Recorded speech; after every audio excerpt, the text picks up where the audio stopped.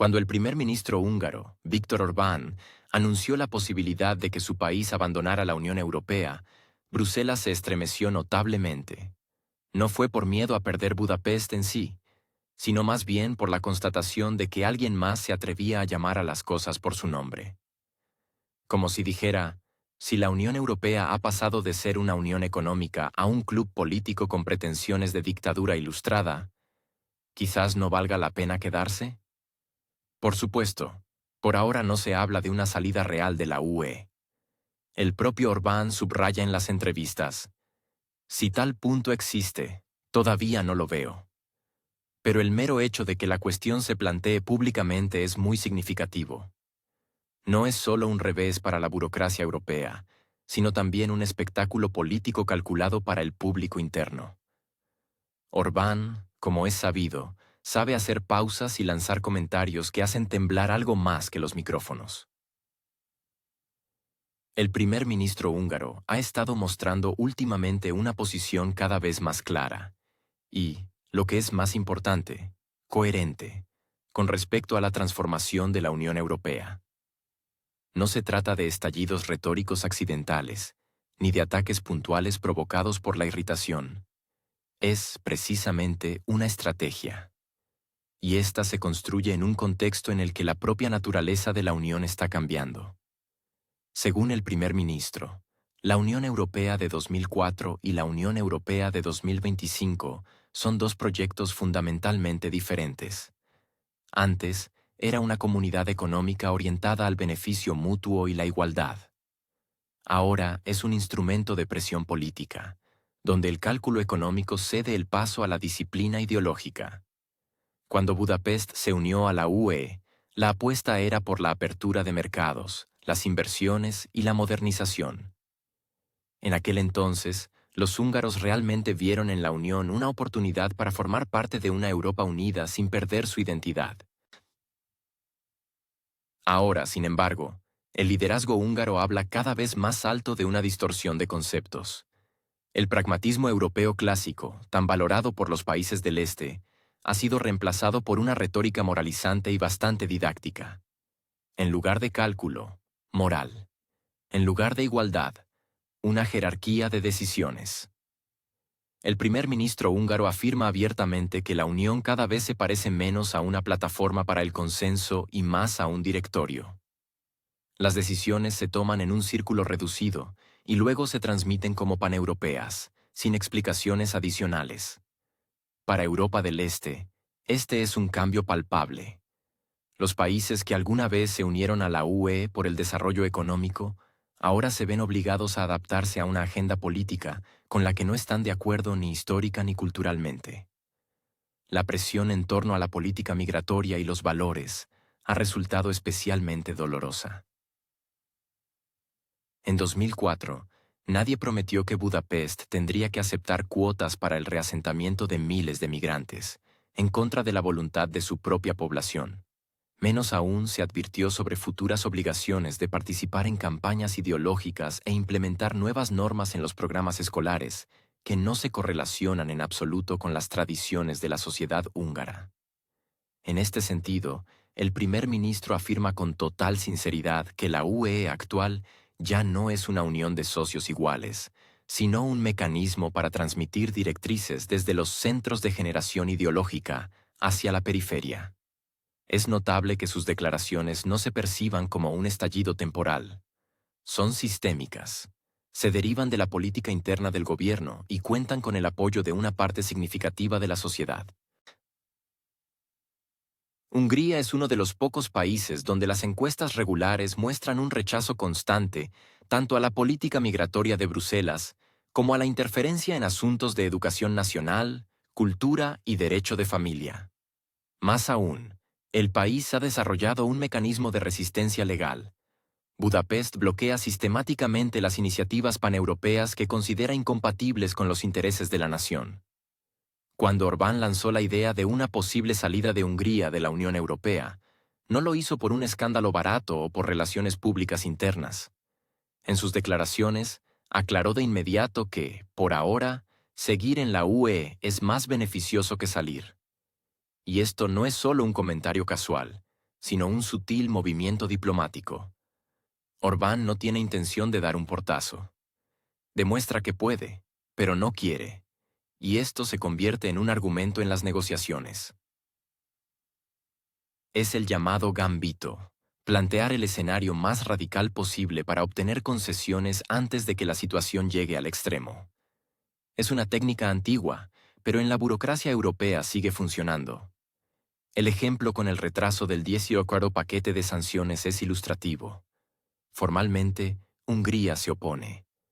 Informalmente, la UE sabe que sin Budapest, la fachada del consenso comienza a desmoronarse. Y ahora no es Orbán quien lucha por las concesiones, sino sus colegas quienes se ven obligados a persuadir, rogar y ofrecer. En lenguaje político, esto se llama tener palancas de influencia. Sorprendentemente, a pesar de todas sus declaraciones antieuropeas, Hungría no se va a ningún lado. Es más, está obteniendo cada vez más instrumentos de influencia. Mientras otros estados simplemente aceptan o están silenciosamente insatisfechos, Orbán se permite ser ruidoso, tajante y extremadamente incómodo. Y la UE tolera este comportamiento. Hungría, en esta estructura, es un socio sin el cual no se puede avanzar, pero con el que es imposible relajarse. La dirección de Europa del Este es una parte importante del proyecto común, y sin la participación de Budapest, simplemente queda un vacío. Pero incluso con su participación, hay una inestabilidad constante, negociaciones difíciles y un recordatorio de las contradicciones internas de la propia Unión. En cierto sentido, Orbán se asemeja a una persona que no rompe el sistema, sino que demuestra cómo no funciona. Es interesante que el primer ministro húngaro no esté solo en su retórica. Simplemente se permite ser más abierto. Eslovaquia, la República Checa e incluso Bulgaria han dejado claro en varias ocasiones que no están encantadas con algunas direcciones de la política europea. La única diferencia es que Bratislava y Sofía suelen hacerlo en voz baja, mientras que Budapest lo hace con un megáfono. Pero en esencia, la demanda es la misma: menos centralismo, más consideración por los intereses nacionales, menos ideología, más pragmatismo. Esta retórica no es necesariamente antieuropea. Al contrario, se inscribe en la buena y vieja línea del euroescepticismo, que hace décadas era la norma dentro de la propia UE. Simplemente, hoy, en un contexto de confrontación y presión, ha comenzado a sonar como un desafío, especialmente si va acompañada de pasos reales: frenar decisiones, bloquear iniciativas, buscar rutas económicas alternativas. Hungría se aprovecha de que es necesaria geográfica, política y simbólicamente.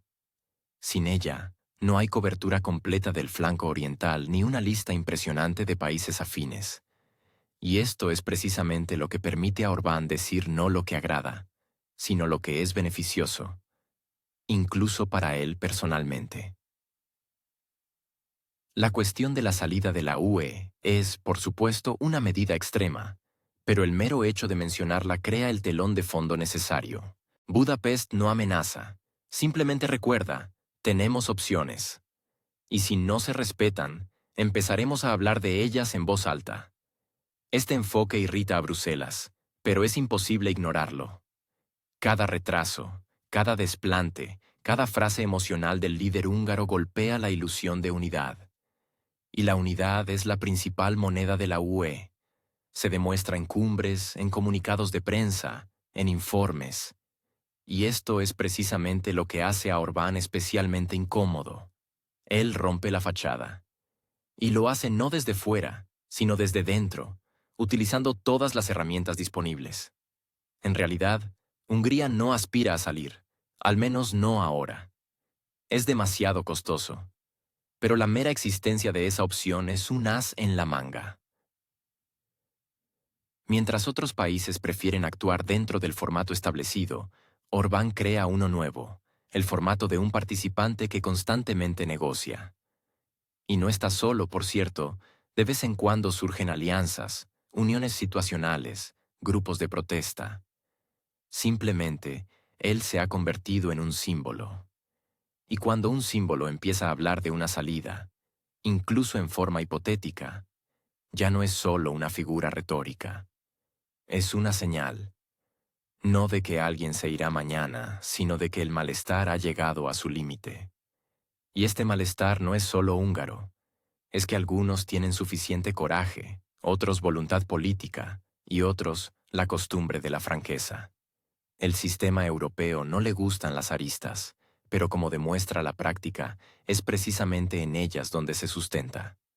El apoyo a Orbán no se limita a su partido ni a Budapest. Otros países de la región, como Eslovaquia, la República Checa, Polonia y Austria, se solidarizan con él cada vez más. Por supuesto, cada uno tiene sus matices, pero el motivo común es uno. La Unión Europea se está volviendo demasiado intrusiva. Dentro del bloque, crece el cansancio por las interminables directivas, cuotas, obligaciones y la agenda impuesta. A muchos les irrita que cualquier intento de presentar una posición propia o defender los intereses nacionales se convierta inmediatamente en motivo de condena pública. Etiquetas como populista, autócrata, amigo de los regímenes orientales, se adhieren con tal facilidad, como si fueran un cargo oficial. Europa Central está cansada. Está harta de fingir entusiasmo por decisiones que afectan directamente a su economía y rompen lazos tradicionales. Después de 20 años de eurooptimismo, ha llegado la resaca. Esto se nota con especial agudeza en Hungría y Eslovaquia, donde los políticos afirman cada vez con más frecuencia que sus intereses en Bruselas son escuchados, pero no atendidos. La República Checa y Austria, aunque menos directas, debaten cada vez más activamente en privado hasta dónde se puede llegar en la cuestión de la autonomía leal. Incluso Polonia, tradicionalmente una ardiente defensora de la unidad de la UE, ha empezado a hacerse preguntas, especialmente después del cambio de gobierno y el aumento de los problemas internos que, curiosamente, no se resuelven remitiéndose a las directivas europeas. El consenso sobre las sanciones, a primera vista, todavía se mantiene. Sin embargo, entre bastidores, esta fachada lleva mucho tiempo resquebrajándose. Hungría no es la única que preferiría no convertir la economía en una arena para batallas ideológicas. Eslovaquia, a pesar de la cautela en sus formulaciones, también se inclina gradualmente hacia una postura de menos eslóganes, más facturas de gas. Los checos, con su habitual cortesía, se preguntan dónde terminan exactamente los valores europeos y dónde empiezan los intereses de los ciudadanos concretos. Austria, por su parte, intenta jugar en dos tableros de ajedrez, mientras demuestra lealtad al rumbo de Bruselas. No se apresura a romper contratos con proveedores de materias primas y energía. Es sintomático que cada vez más países de la región apoyen la idea del realismo político. Este término se ha convertido en un eufemismo de moda, detrás del cual se esconde una verdad sencilla. A la población no le interesan las declaraciones. Necesita gas, electricidad, trabajo y previsibilidad. Especialmente en un contexto de estancamiento económico, aumento de precios y deterioro generalizado de la calidad de vida. Las promesas de aguantar por un objetivo común ya no suenan heroicas, sino más bien burocráticamente tediosas. La famosa unidad de sanciones se asemeja cada vez más a un proyecto disciplinario, donde la disidencia es castigada y las dudas sobre la eficacia del rumbo se equiparan a un crimen. En este contexto, Orbán se ha convertido no tanto en un líder de protesta como en la voz de una mayoría irritada que se ha cansado de callar. El apoyo a su posición no siempre es una aprobación de todos sus pasos. Es una señal. Basta de ignorar los sentimientos que no encajan en el marco oficial. La frustración también está creciendo en el sector agrícola. La introducción de estrictas normas medioambientales, combinada con la competencia de productos más baratos del exterior, ha provocado protestas de los agricultores.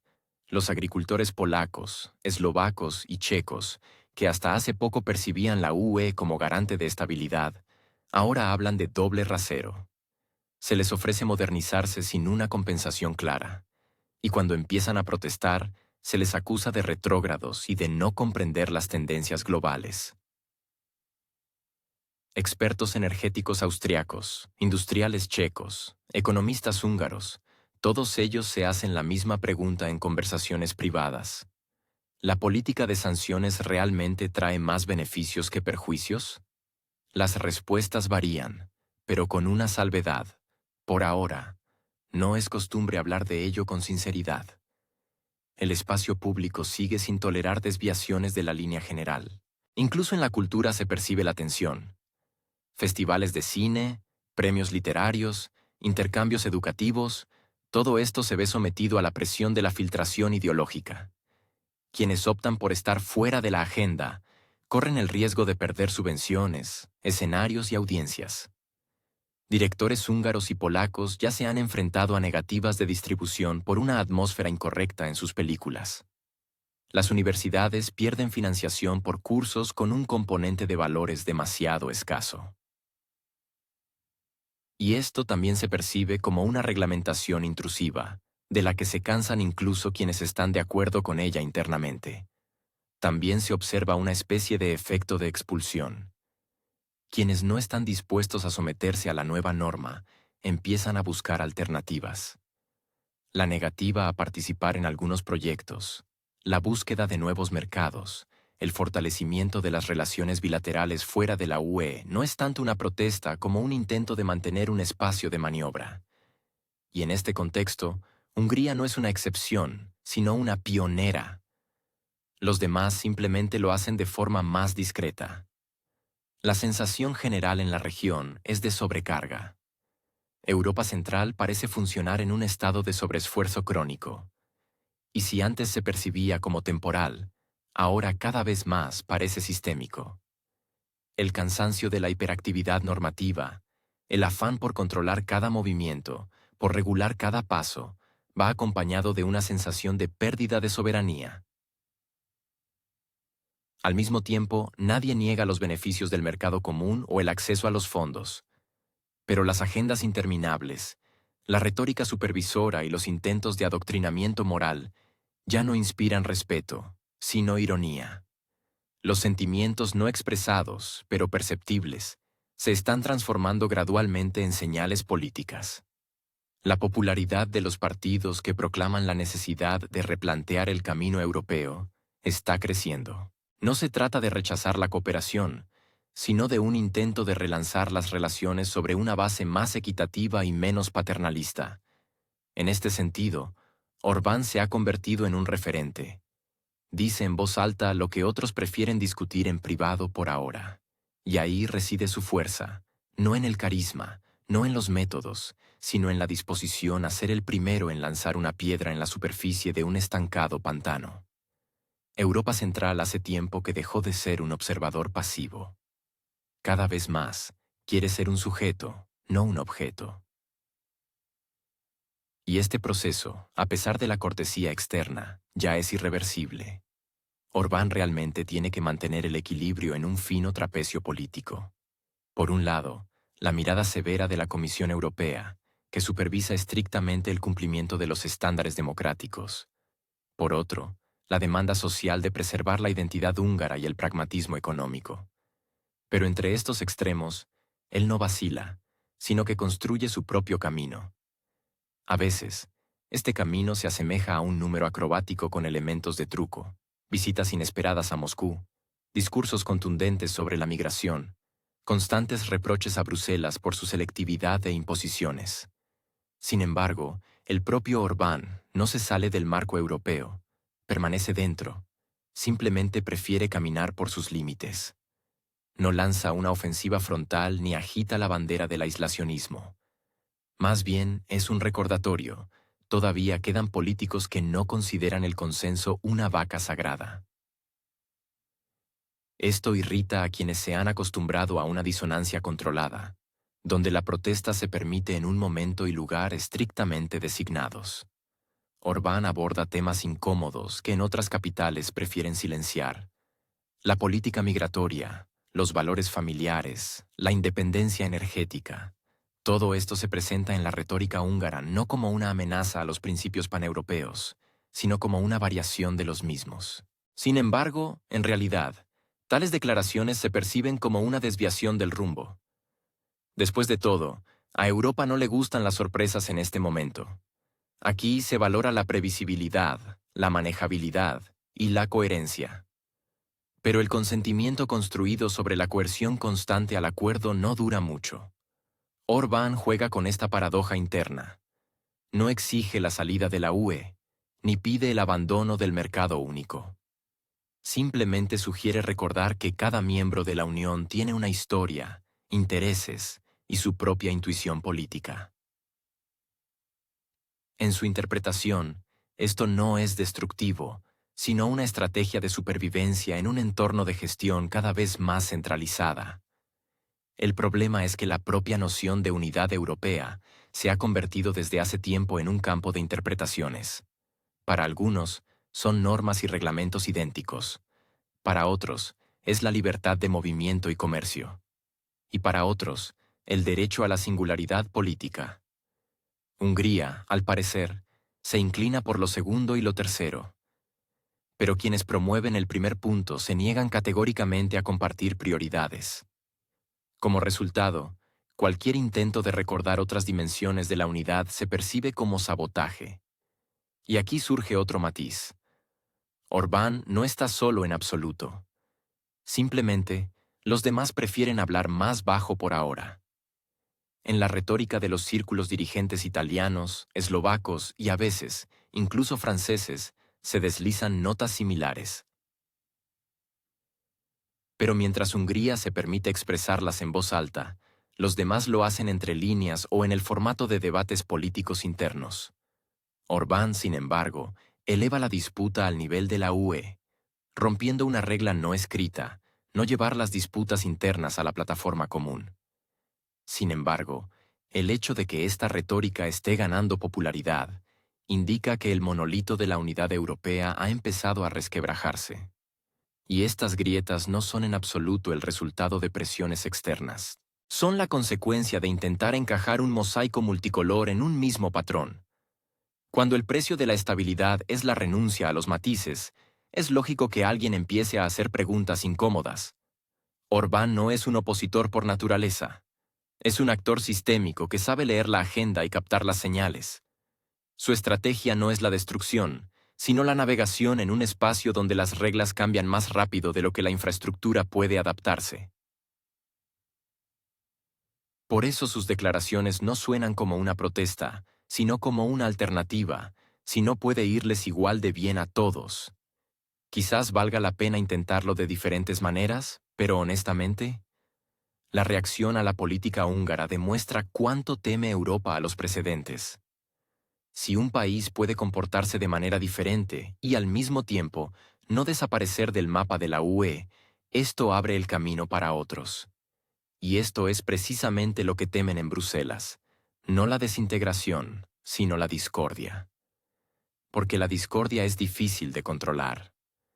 No se puede reducir a una matriz común, no se puede encajar en un calendario de reuniones y agendas.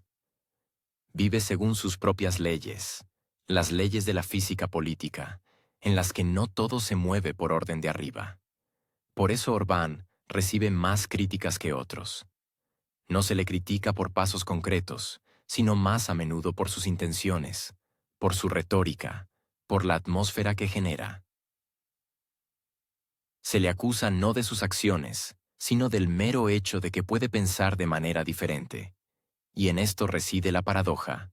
Mientras no se salga de las reglas, se le reprocha como si ya las hubiera infringido. Porque las reglas no son solo la letra, sino también el espíritu.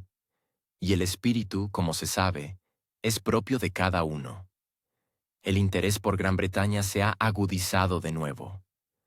Cuando todo se está desmoronando, uno quiere recordar especialmente a alguien que una vez dio un portazo y siguió su propio camino. Londres, aunque con sus propias dificultades, abandonó la bañera paneuropea. Y lo que es característico, no se hundió. Fue arrastrado, es cierto, no a una playa de arena, sino más bien a un acantilado costero, pero puede mantenerse en pie. Y eso es precisamente lo que molesta. Porque, en esencia, no sucedió nada dramático. La economía británica, como antes, sufre de contradicciones internas, agujeros presupuestarios y una crónica falta de gestores competentes. Pero incluso antes de la salida de la UE, la situación no era mucho más alentadora. La retórica de los políticos pasó de la diplomacia europea a un típico gruñido británico. Pero no se puede decir que el país cayera en un abismo. Sí, en asuntos aduaneros ha aumentado la burocracia, algunas empresas han reducido su actividad, pero en general, Londres sigue jugando su propio juego.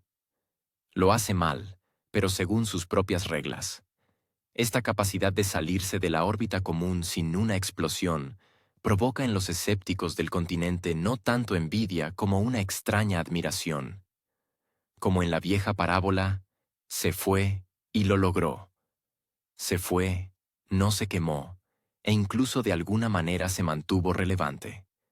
El nivel de vida no se desplomó, las pensiones no se cancelaron, la moneda no se devaluó. Los migrantes, sin embargo, se quedaron, al igual que la eterna disputa entre Londres y Escocia. Pero aquí, al menos, nadie finge que todo les va de maravilla. Los británicos siguen admitiendo honestamente que su situación es complicada. Sin embargo, ellos mismos deciden cuán difícil es vivir con ello. Para Europa, este escenario es al mismo tiempo inaceptable y tentador. Inaceptable, porque para Bruselas es categóricamente contraproducente que se repitan tales deserciones. Cualquier fisura en la unidad se percibe como un ataque a la propia idea de la UE. Y tentador, porque algunos estados, incluida Hungría, se preguntan cada vez más: ¿y si intentamos jugar a nuestra manera? Para Hungría, a diferencia del Reino Unido, salir no es dar un portazo, sino tirar las llaves de su propia casa. La economía del país es, de hecho, un apéndice del mecanismo paneuropeo. Las empresas húngaras están integradas en cadenas transnacionales. Los flujos de transporte pasan por la UE, y las subvenciones de Bruselas no son una nimiedad, sino un argumento de peso para la estabilidad interna. La amenaza de salida suena atractiva, pero la realidad económica rápidamente pone todo en su lugar. Irse significaría o una rápida degradación, o la urgente búsqueda de un nuevo donante. Por eso, Orbán, maestro de las acrobacias retóricas, no va más allá de las grandes palabras. No alberga planes de una salida real. Le basta con estar dentro, pero en contra. Esta es una posición estratégica: obtener el máximo beneficio permaneciendo en la Unión y, al mismo tiempo, construir la imagen del último defensor de la soberanía. Bruselas, por supuesto, frunce el ceño, pero los pagos llegan puntualmente. Y mientras lleguen, no hay necesidad de cambiar nada. Sin embargo, la idea misma de que se puede discutir con el centro y no ser expulsado se ha convertido en una forma de inspiración. Antes todo era simple: si no te gusta, vete. Ahora surge un nuevo modelo: si no te gusta, quédate y critica. El Brexit rompió la ilusión de que la Unión Europea era un club de mentes afines. Demostró que la membresía es un acuerdo, no una comunidad ideológica. Y si una parte puede romper el contrato sin un apocalipsis, entonces otras también pueden replantear sus condiciones. Pero, de nuevo, replantear no significa cruzar la línea. Hungría no es Gran Bretaña, ni en economía, ni en capacidades diplomáticas, ni en nivel de autonomía. Y a diferencia de Londres, Budapest no tiene la costumbre de sustituir la economía por la ilusión de una misión histórica. Los británicos lo tienen innato. Pueden ser indigentes, pero con la bandera. Los húngaros, por desgracia, por ahora solo pueden agitarla. Y sin embargo, el mero hecho de que alguien se atreviera y sobreviviera resulta irritante. Clava una cuña en la retórica habitual de que sin Europa hay caos. Pues no hay caos. Hay un desorden británico contenido. Y aunque parezca facturas impagadas y colas en los aeropuertos, no es una catástrofe. Es simplemente otra forma de vida. Con sus desventajas, sus ventajas y, lo más desagradable, sin la obligación de permanecer firmes en cada cumbre. El Brexit se convirtió para la Unión Europea en algo así como un drama familiar que todos intentan olvidar. Pero la memoria persistentemente trae de vuelta este episodio, especialmente en el contexto de las crisis actuales. E incluso si la salida de Gran Bretaña fue un gesto emocional y no una estrategia racional, el resultado es obvio: se puede ir y seguir viviendo. Esta simple idea socava los cimientos de muchos dogmas sobre los que se construye la unidad. Porque si se puede salir y sobrevivir, entonces también se puede no estar de acuerdo. Para Orbán, no es un camino, sino una herramienta. No es un modelo, sino un ejemplo que se puede usar en las negociaciones. Miren, dice, ellos se fueron, y ustedes no les cortaron el gas, no impusieron un bloqueo, no devaluaron su moneda. Eso significa que no son tan omnipotentes. Eso significa que se puede decir no. Y si se puede decir no, se puede negociar. Y mientras Bruselas prefiere fingir que no hay lección alguna del Brexit, Budapest hace todo lo posible para que esa lección no se olvide. Y no con palabras, sino con acciones. En reuniones, en votaciones, en protestas. Sin salir, pero sin disolverse. Sin desafiar, pero sin someterse. Equilibrando lo posible y lo permitido. Y, curiosamente, hasta ahora con bastante éxito.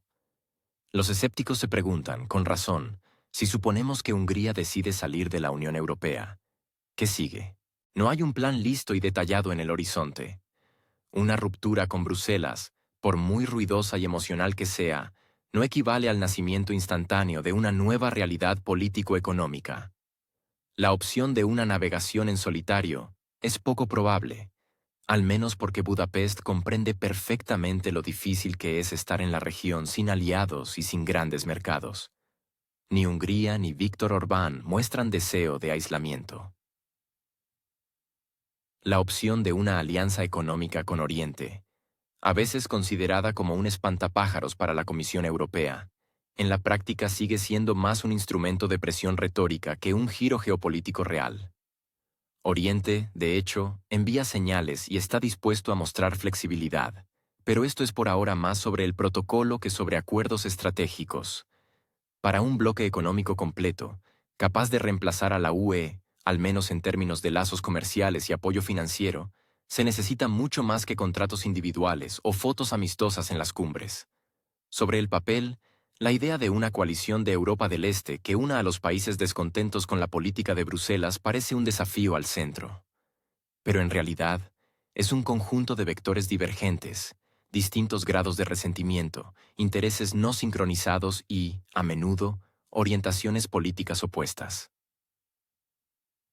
La falta de una estructura común, de un mecanismo de toma de decisiones, y lo más importante, de objetivos acordados, convierte a esta coalición en una metáfora periodística más que en un proyecto vivo.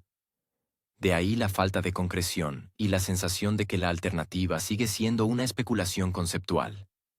Sin embargo, esta posición incierta beneficia a Orbán. Su fuerza reside en su capacidad para jugar con las contradicciones. Al mantener el estatus de país miembro de la UE, obtiene acceso a todos los mecanismos de influencia, desde el veto hasta los fondos. Puede bloquear resoluciones, ralentizar la aprobación de decisiones, crear motivos de debate y plantear temas sensibles. Al mismo tiempo, no tiene que asumir la responsabilidad de crear un nuevo sistema. No está obligado a explicar cómo será la Unión Oriental, cómo se redistribuirán los flujos y quién será el líder de esa unión. Su posición no es salir, sino permanecer en sus propios términos. Esto no es una negociación en el sentido tradicional. Es una geometría política donde la flexibilidad es más importante que la fuerza, y la maniobrabilidad se valora más que la rectitud. No desafía de frente, pero demuestra que el consenso no es un dictado de la mayoría. En este contexto, es especialmente notable cómo Orbán expresa lo que en las capitales europeas se prefiere no hacer público. Sus discursos a menudo se asemejan no a manifiestos, sino a comentarios al protocolo, en los que se escuchan dudas, preguntas incómodas y previsiones cautelosas. Su retórica no busca socavar la unión, sino más bien mostrar sus puntos vulnerables. No propone la destrucción, pero tampoco apoya el seguimiento automático de la línea general. Para muchos otros países de Europa del Este, especialmente aquellos menos seguros de su autonomía, Orbán se convierte en un espejo. En él se pueden ver tanto sus miedos como sus ambiciones.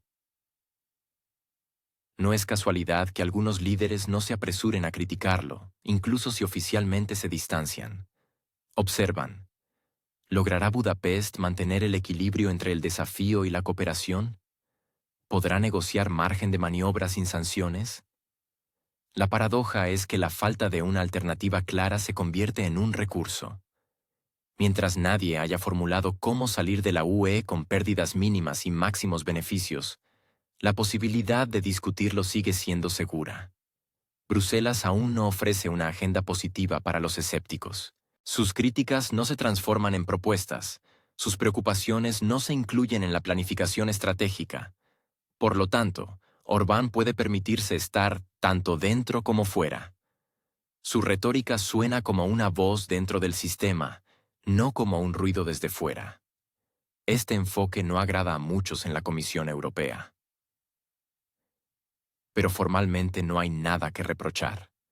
Hungría es miembro de la Unión, cumpliendo sus obligaciones en la medida suficiente para permanecer en el club. Bruselas puede suspender fondos, chantajear con calificaciones e informes, pero no tiene en su arsenal una herramienta que resuelva la cuestión húngara de forma rápida e indolora. La ironía de la situación es que la propia UE creó estas reglas del juego: el derecho de veto, la independencia de los gobiernos, el principio de subsidiariedad. Orbán simplemente utiliza las reglas al máximo. El escenario de salida sigue siendo teórico, nada más.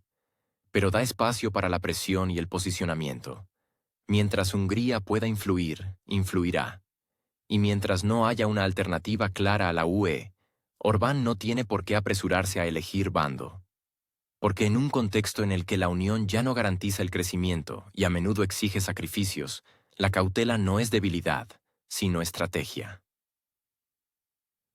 Hungría no necesita el título de país más afectado de Europa. No tiene un pasado colonial que pueda esgrimir como prueba de un agravio histórico, ni miles de millones en reclamaciones a Bruselas por pérdidas de beneficios. Sin embargo, es precisamente Budapest el principal irritante de la burocracia europea. ¿Por qué? Sencillo. Hungría tiene la audacia de discrepar abiertamente. A primera vista, ¿qué podría ser más trivial? En la Unión Europea, según sus cartas y declaraciones, se valora el pluralismo, la libertad de pensamiento y el respeto por las características culturales. Pero en cuanto aparece un desacuerdo real, no abstracto, sino en cuestiones concretas, la reacción se vuelve nerviosa. Especialmente si este desacuerdo toma la forma de una posición política y no solo de un tímido «lo pensaremos». Hungría no firma cualquier cosa. Pide explicaciones sobre a dónde irá el dinero. Hace preguntas incómodas. Se permite el lujo de decir no, especialmente en aquellos casos en los que, aparentemente, se espera un sí unánime. Y esto causa conmoción. En realidad, la idea misma de la discrepancia como elemento constructivo no es nueva. Cuando se creó la Unión Europea, se preveía el derecho a una opinión particular. Además, cada país conservaba su soberanía. Pero en los últimos años se ha desarrollado un modelo paradójico. El consenso se ha vuelto obligatorio, la disidencia, subversiva. Oficialmente, por supuesto, es diferente. Nadie prohíbe la discrepancia, pero solo si no interfiere con la unidad europea. Sin embargo, el concepto de unidad se reduce cada vez más a la afirmación unilateral de una agenda determinada. No importa si se trata de política exterior, valores o distribución de fondos. La fórmula es simple. La discrepancia es admisible si es simbólica. En cuanto se vuelve sustantiva, prepárense para las sanciones. Bueno, no en el sentido literal. Por ahora. Pero con insinuaciones, suspensiones de pagos, reprimendas públicas y otras formas de sanción moral. Hungría es uno de los pocos países que no solo está formalmente presente en la discusión, sino que se atreve a intervenir en el momento en que el texto ya está casi aprobado. Orbán no tiene una central nuclear con ambiciones globales, ni megaciudades con PIB de billones, ni un ejército de lobistas económicos en Bruselas. Pero tiene la irritante capacidad de recordar. La coacción al consenso es una forma de presión. Y la presión, como se sabe, no siempre conduce a la unidad. El mecanismo que observamos se asemeja a un diálogo entre un profesor y un estudiante, donde este último tiene derecho a hacer una pregunta, pero preferiblemente que coincida con el libro de texto. Si no coincide, se le explica al estudiante que no ha estudiado lo suficiente, que ha olvidado el contexto y que, en general, socava la atmósfera. En el caso de Hungría, esto se expresa en largos informes sobre problemas con el Estado de Derecho, denegaciones de financiación y campañas de prensa. En este contexto, la diferencia entre los valores declarados y la práctica se hace especialmente evidente. Formalmente, la Unión Europea es una unión de países iguales. En la práctica, se asemeja cada vez más a una estructura con un centro de supervisión moral. Y en este contexto, cualquiera que se niegue a acatar el código moral de la mayoría se convierte en infractor. Budapest, en este sentido, se comporta con descaro. No cruza las líneas rojas, pero tampoco aspira a ser un alumno ejemplar. No vota automáticamente por cada paquete. No se apresura a apoyar resoluciones dictadas. E incluso en su retórica prefiere no evitar los temas espinosos. Esto es suficiente para ganarse la reputación de socio incómodo. Lo interesante es que, entre los propios ciudadanos de la Unión Europea, esta posición no solo provoca irritación, sino también simpatía. Porque a muchos en los antiguos países de la UE les resulta cada vez más difícil encontrar una explicación a lo que sucede. Sus pensiones se reducen, los precios suben, la presión fiscal aumenta. Y mientras tanto, se discuten megaproyectos, reformas y agendas con las que no se sienten conectados. En este vacío, Hungría parece algo fresco, un país que al menos intenta hacer preguntas. Todo esto podría atribuirse al estilo político, al carisma de Orbán, a las particularidades de la región. Pero el hecho en sí es incómodo. Hungría no sale de la UE, no bloquea su trabajo, no incumple los tratados. Simplemente dice, tenemos otra opinión. Y esto es suficiente para estar bajo el escrutinio constante. Es curioso cómo, precisamente en momentos de crisis, económicas, políticas, ideológicas, son precisamente estos países los que se convierten en irritantes. Porque recuerdan, la discusión no es un ataque, la disputa no es una traición, y una opinión que no coincide con la de la mayoría no es una traición, sino una manifestación de una cultura política viva. La retórica de la UE suena cada vez más como una amenaza cortés. Respetamos su opinión, pero... Y luego una lista de consecuencias. Se puede, por supuesto, discutir cuán efectivo es esto. Pero el hecho es que tener un punto de vista diferente al oficial no se considera parte de la norma, sino un motivo para dudar de la lealtad. En este contexto, la idea de la diversidad europea se convierte en un eslogan decorativo. Sí, en la UE hay diferentes cocinas, estilos arquitectónicos y festividades. Pero cuando se trata de política, la uniformidad es deseable. Preferiblemente en formato de instrucción. Hungría, sin embargo, es un país que se niega a convertirse en un ejecutor. No aspira a ser un socio menor. No teme discutir con aquellos que están por encima en estatus y no finge estar de acuerdo si no lo está. Y esto es, en cierto sentido, la única manifestación verdadera de una democracia que en la Unión Europea se está convirtiendo gradualmente en un sistema de armonización de agendas. Paradójicamente, el país acusado de tendencias autoritarias se comporta como portador de una auténtica diversidad política. No le agrada un modelo en el que la disidencia es un fallo técnico.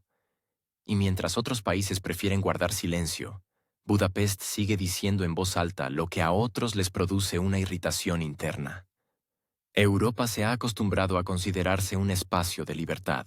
Pero cada vez que alguien intenta ejercer esa libertad no en una exposición de museo, sino en un proceso político real, cunde el pánico.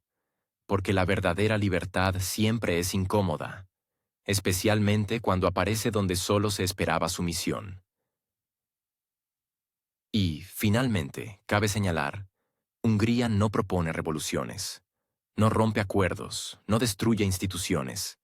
Simplemente recuerda que la discrepancia no es un error, es un derecho, es una elección, y es, al fin y al cabo, una prueba de la solidez de toda la estructura. Porque si el sistema no soporta a un solo disidente, quizás el problema no es el disidente. Mientras en los altos despachos de la Comisión Europea se diseña otro paquete de sanciones que se venderá como una respuesta decisiva, en los pasillos de la propia Unión Europea se escuchan comentarios cada vez menos entusiastas. La retórica oficial, por supuesto, es enérgica. La ayuda a un país conocido es un deber. La transformación energética es progreso. Las sanciones son una palanca de presión. Pero bajo esa fachada pulida se acumula una tensión palpable. El cansancio de los Estados miembros ya no se esconde tras los eufemismos diplomáticos, sino que se manifiesta a través de declaraciones, presupuestos y protestas callejeras. Los indicadores financieros de las mayores economías de Europa dejan mucho que desear. Alemania, el motor de la Unión Europea, está atascada. El índice de producción ha caído desde principios de año, las exportaciones industriales disminuyen, y las empresas trasladan la producción a otras regiones donde la energía es más barata y la regulación más laxa. Francia lucha contra la creciente inestabilidad social. La reforma de las pensiones ha provocado protestas y la inflación está devorando el poder adquisitivo. Italia vuelve a tambalearse al borde del déficit presupuestario. Europa del Este exige compensaciones, pero recibe negativas. Al mismo tiempo, los gastos aumentan porque sobre la mesa están los mismos temas: ayuda, recuperación, seguridad, solo que el destinatario de esta ayuda es siempre el mismo. En estas circunstancias, no es de extrañar que la Agenda Verde haya dejado de ser un símbolo de progreso para convertirse en un telón de fondo irritante. Incluso aquellos que creían sinceramente en la transición ecológica reconocen cada vez más que la economía no aguanta, los ritmos son excesivos y los ciudadanos no están dispuestos a pagar por una ideología. Cuando las facturas de calefacción se triplican, es más difícil hablar de responsabilidad climática. Especialmente si, además, hay que comprar energía a terceros países a precios varias veces superiores a los anteriores. Y, por supuesto, no discutir de dónde provienen exactamente esos recursos energéticos para no destruir la leyenda de la independencia total. Y en este momento aparece Orbán, con su característica forma de decir en voz alta lo que otros preferirían susurrar en los pasillos. No ofrece soluciones milagrosas. No se atreve a desafiar el sistema. Simplemente cuestiona las axiomas sobre las que se construye la retórica de Bruselas. ¿Por qué un país recibe tanto cuando otros necesitan apoyo? ¿Por qué los presupuestos desangrados de los países de la UE deberían compensar la economía de un Estado no europeo y además de forma permanente? ¿Por qué las sanciones europeas a menudo golpean más a los propios europeos que a aquellos contra quienes supuestamente van dirigidas? Estas preguntas, sin duda, irritan, pero ignorarlas se vuelve imposible. La sociedad está cambiando. Las estadísticas de voto en las elecciones europeas muestran un aumento en las posiciones de aquellos partidos que abogan por una revisión de las prioridades. Y esto significa que en la agenda aparecen otras entonaciones, más duras, más pragmáticas, incómodas. Y aquí Orbán asume un papel inusual. No es un marginado, no es un freno a la integración, como se le llamaba antes. Es un repetidor de la demanda pública. Sus palabras ya no parecen exóticas.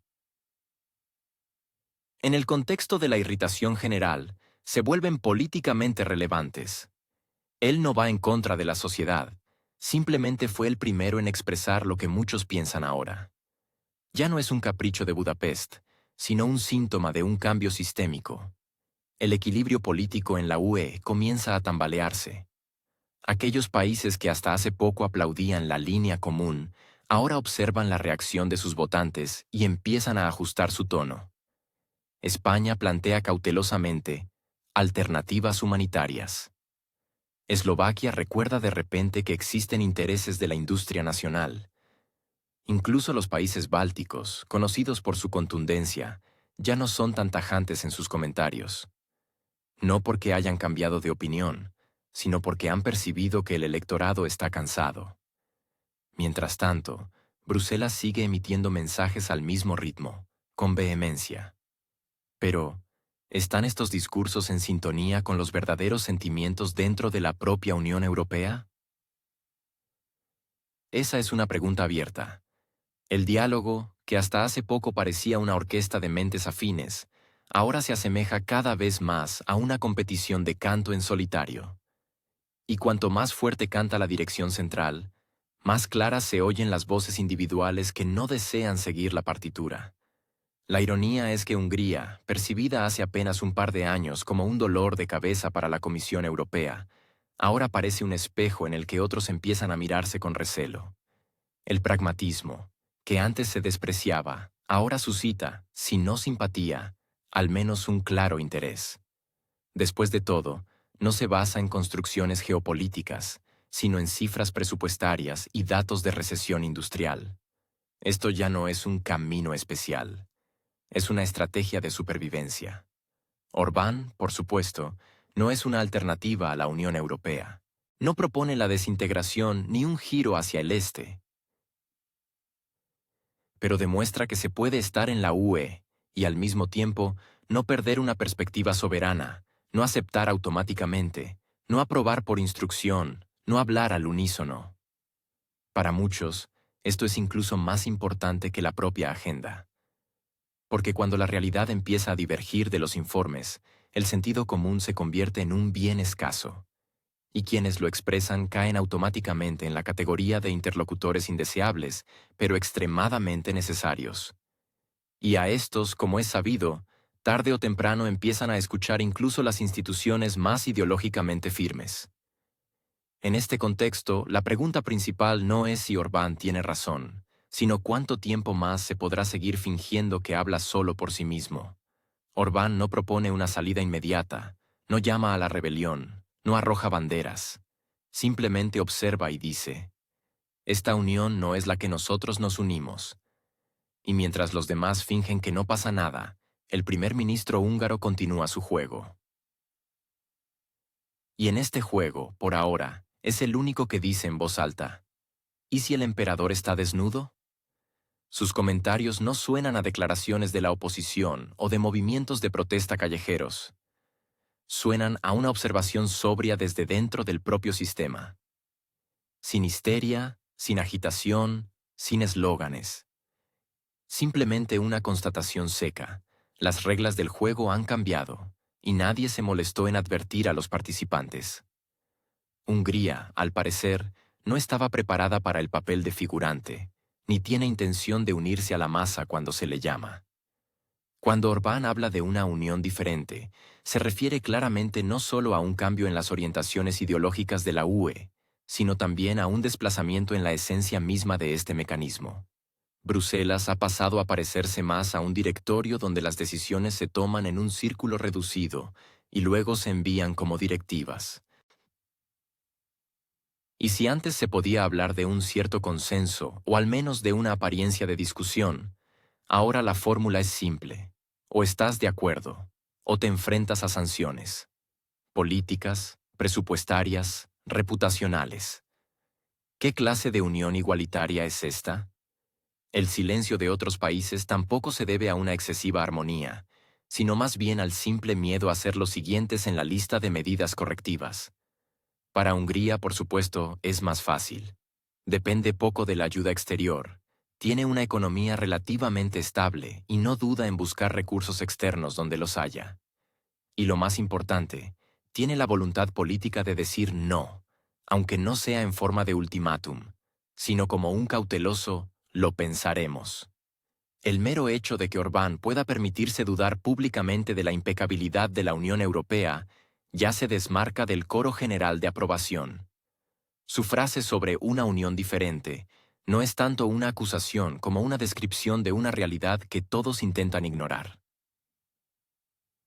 La incomodidad que provocan estas palabras es mucho mayor que la de cualquier protesta, porque no rompen las reglas del juego, sino que las enuncian. La particularidad de la postura húngara reside en su persistente desacuerdo sin conflicto directo. No es un rechazo, sino una independencia demostrativa. No es una rebelión, sino una no conformidad metódica. Y por eso irrita más, porque socava la habitual escenografía de unidad. No es un puñetazo en la mesa, sino simplemente no encajar en el sí colectivo. Sin escenas, sin declaraciones ruidosas, pero con una notable dosis de ostentación, como si en una pieza coral perfectamente ensayada, una persona de repente comenzara a cantar su propia melodía. Y no desafinando, sino simplemente una diferente. Y de inmediato se hizo evidente que el conjunto, aunque coordinado, no estaba del todo unido. Esta forma de existir es como una espina en la declaración general. Hungría no intenta suplantar toda la estructura, pero recuerda claramente que los decorados también tienen un reverso. Permanecen en pie solo hasta que alguien decide ir detrás del escenario. Orbán no desvela los secretos, simplemente no participa en el juego colectivo. No en el sentido de abandonar la composición, sino en el de no participar en las ovaciones. El silencio político que Orbán ha elegido como estilo es, de hecho, más fuerte que los discursos. No acusa a sus socios, no exige sanciones contra otros, no llama a la revolución. Simplemente se niega a aplaudir por orden. Y esta negativa resuena. Y no porque suene, sino precisamente porque no suena. En una sala donde todos han acordado aplaudir de antemano, una persona que no se levanta empieza a parecer desleal. Y si además no se explica, se vuelve sospechosa. La neutralidad se convierte en un desafío. La no aceptación en una protesta. Sin banderas, sin eslóganes, sin mítines. Simplemente porque el silencio, en el contexto de un entusiasmo obligatorio, parece casi una osadía. Especialmente cuando a su lado aprueban quienes deberían estar haciendo preguntas incómodas. Sin embargo, cada vez son menos los que preguntan. Aquellos que se atreven a no discutir, simplemente a sentarse con un no pronunciado, son casi inexistentes. Hungría parece odiosa no porque discuta, sino porque no canta en coro.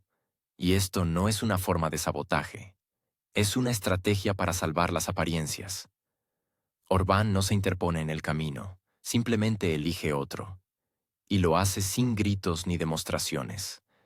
No exige ser comprendido, simplemente actúa como le parece. Y en esto, quizás, reside su principal fuerza irritante. Porque es imposible reprocharle una infracción directa. No hay argumentos, solo incomodidad. Una forma política de decir, esto no es un error vuestro, simplemente no es nuestro camino. Y la retórica de no estamos con vosotros, pero tampoco en contra, adquiere un significado especial en este caso. No da pie a una presión directa, pero tampoco permite ignorarlo. Porque la propia construcción de la unidad empieza a parecer frágil. Cuando alguien se aparta, sin hacer drama, pero sin participar, surge una incomodidad. No un escándalo, sino una ligera confusión. Parece que nadie está obligado, pero por alguna razón los demás participan obedientemente. No se trata de que Hungría haya inventado algo nuevo. Más bien, se trata de que se ha atrevido a retomar algo antiguo. Esa misma postura nacional que hace tiempo no se escucha en la acústica de Bruselas. Allí, cada vez más a menudo, se oye una voz monótona de muchas bocas, y en este contexto, un simple «lo pensaremos» suena como un grito. Cuando un socio dice «no es el momento» y otro «no estamos seguros», se considera aceptable. Pero cuando alguien simplemente no se une a la formación general, eso ya se percibe como una amenaza, incluso si formalmente no la hay. Hungría no bloquea decisiones ni lleva a cabo campañas en contra. Simplemente no aplaude. Lo cual, en el contexto de los últimos años, ya se equipara a la falta de apoyo. Y la falta de apoyo, como se sabe, es peor que la crítica, al menos porque es imposible refutarla. Esta es una forma especial de desacuerdo, sin lucha. Porque hay que luchar contra algo, y Orbán propone luchar contra el propio principio de la imposición. Como diciendo, si lo consideráis correcto, actuad. Pero no esperéis que todo el mundo haga lo mismo. Hay una ironía en esto. Mientras unos gastan recursos en demostrar su razón, otros simplemente viven a su manera. Y esto molesta más que cualquier resolución. La manera húngara no es una alternativa, es un recordatorio. Un recordatorio de que cada miembro de la comunidad tiene su propio sí. Y si no se tiene en cuenta, el sistema se vuelve ruidoso, no estable. El mecanismo de toma de decisiones empieza a parecer un concurso de lealtad de equipo, donde no gana el que propone lo mejor, sino el que confirma más fuerte el consenso general. La dificultad radica en que rechazar la unificación dentro de la UE es como declarar que la forma ya no importa. Y sin embargo, la forma es todo lo que queda. Cuando los desacuerdos sustantivos se volvieron indecorosos, cuando las preguntas se dejaron de lado y los argumentos fueron reemplazados por los términos solidaridad y responsabilidad, lo único que aún se puede mantener es la propia apariencia de acuerdo. Y es precisamente esta apariencia la que Hungría destruye con su silencio. No con un escándalo, no con una declaración, no con un ultimátum, sino con una ausencia de participación constante y metódica. Esa misma ausencia que estropea las estadísticas y causa irritación en las reuniones matutinas. Porque en la tabla figura se abstuvo, pero en los ojos de los colegas se lee dudó. Y en el clima actual, la duda es casi separatismo. El estilo de Orbán es el minimalismo en política. Sin etiquetas, sin declaraciones, sin enfrentamientos públicos. Simplemente una señal. No estamos peleando, simplemente no estamos de acuerdo. Y esta señal es más potente que cualquier crítica, porque es indefensa ante la refutación. ¿Cómo discutir con una postura que no requiere pruebas? No se impone, simplemente existe. Silenciosa, segura, en paralelo, sin estorbar, pero sin unirse tampoco.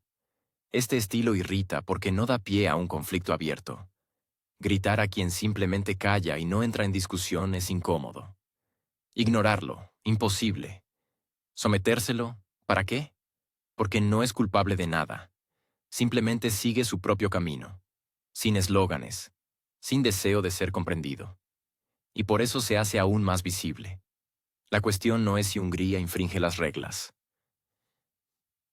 La cuestión es que se niega a convertirse en un instrumento de la política ajena, no de forma demostrativa, no en voz alta, sino precisamente en silencio, lo cual, quizás, es mucho más destructivo que un boicot abierto, porque una postura así no se presta a ser un antagonista, pero tampoco permite que se la olvide. Permanece siempre en el horizonte de las decisiones colectivas como un recordatorio.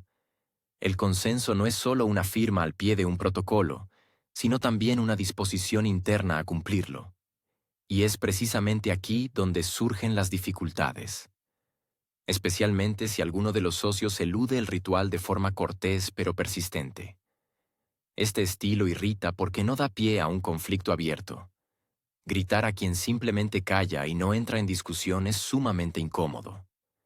Explicar a los demás miembros de la Unión por qué Hungría causa tanta irritación cuando, aparentemente, no se pelea con nadie, tampoco es la tarea más sencilla. Pero el hecho es que ya no participa en los aplausos. Las capitales europeas pueden fingir cuanto quieran que Budapest simplemente se ha desviado, ha tropezado temporalmente o atraviesa un momento político difícil. Pero, ¿y si simplemente ya no quiere formar parte del espectáculo?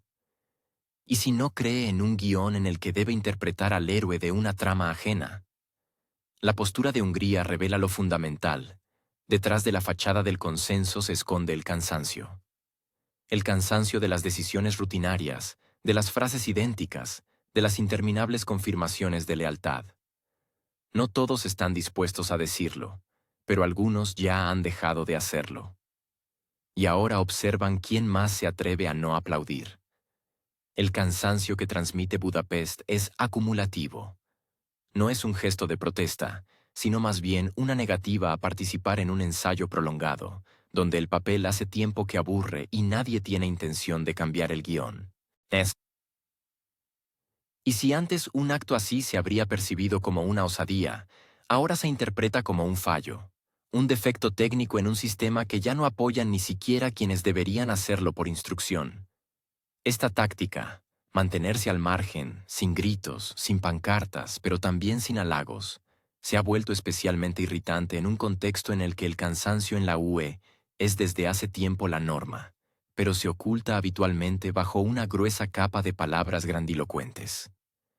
Cuando alguien renuncia a este léxico y se mantiene en una posición silenciosa, salta a la vista lo que antes parecía imperceptible.